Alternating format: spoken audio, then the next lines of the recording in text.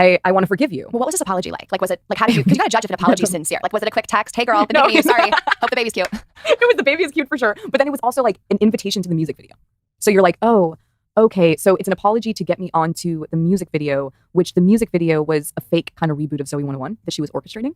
And so when I look back at it, I'm like, oh, it wasn't Nickelodeon involved. Like, it wasn't really a network involved. It was her involved trying to make this reboot. So she was apologizing to me to get me into this reboot so that people felt like she was a cool person, basically. Like, wait, which an apology followed by an ask or a request? Correct. I mean, that to me, like, the apology then isn't an apology. No, it's not. Right? It should be, I apologize, period. Correct. And like, I'm so sorry for everything. But for me, I was like 8 months pregnant. And I just said, hey, thank you so much for the apology. Like, I'm not able to do the reboot music video. I'm going on a baby moon and I wish you all the luck. And then she like sent me multiple messages, wanted to send me a care package, basically. And I was like, okay. So I let her send the care package and it was a cute care package. And I was like, wow, maybe, you know, she is trying. And then a few months after that was the release of Britney Spears' audio of what she was going through during the conservatorship.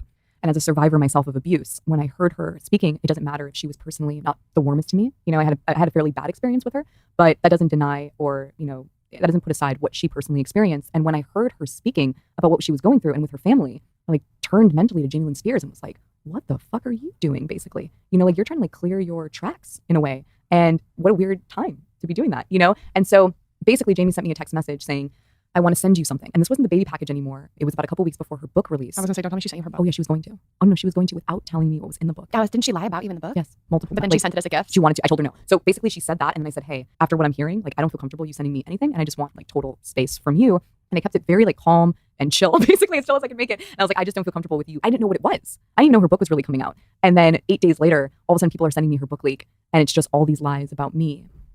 And you're like, so I just had a baby and you want to send me a book with lies about me after you apologized to me about your bullying. And now all of a sudden it's me being the bully and the bad guy in the book. And you're like, what is going on? Oh my like, gosh. It was really manipulative. It was just really, you know, I looked at my husband and I was like, I got to just speak my mind. Mm-hmm. Like I have to speak my mind and I'm done being silent. And so I basically just wrote a quick, like, this is what happened. And, you know, these are once again, lies about me from Jamie. And it was just really sad because I was like, wow, I thought we actually finally got to heal a childhood wound.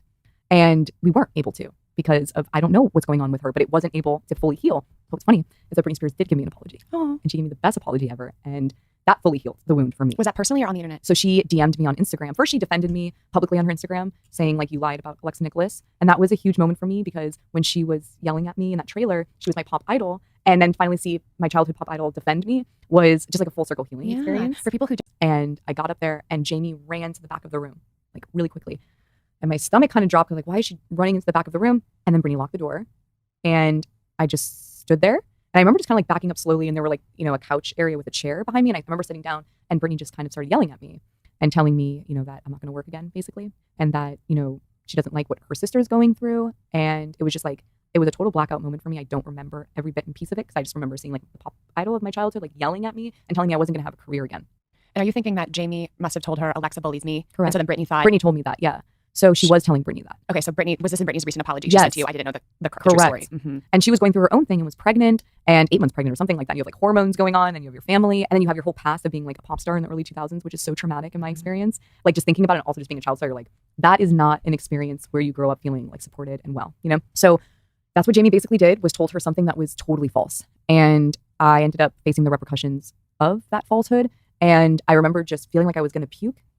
And I went towards the door and I remember it was locked. And I was like, why is it, you know, I don't even remember her locking it. I just know it was locked because when I went to go like open the door, it was locked. And then I unlocked it and I ran out and I started puking. I puked all the way on my way to my trailer. And my mom at this point, you have to remember that she thinks I'm going to makeup and hair.